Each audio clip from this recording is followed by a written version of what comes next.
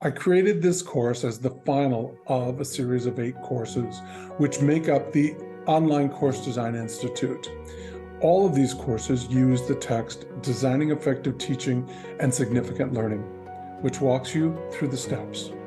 Reflection is a critical skill we need in teaching. We do it within our discipline, and we do it with our students in our courses. You may be asking yourself, who's got the time to reflect? I was reading comments from faculty who had changed their course to an online delivery, and many of them mentioned that they love working from home because now they actually had time to eat lunch and go to the bathroom.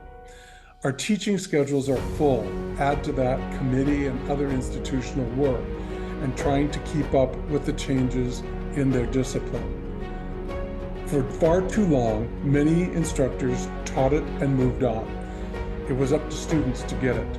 We discovered with half of the students leaving higher education, this wasn't learning.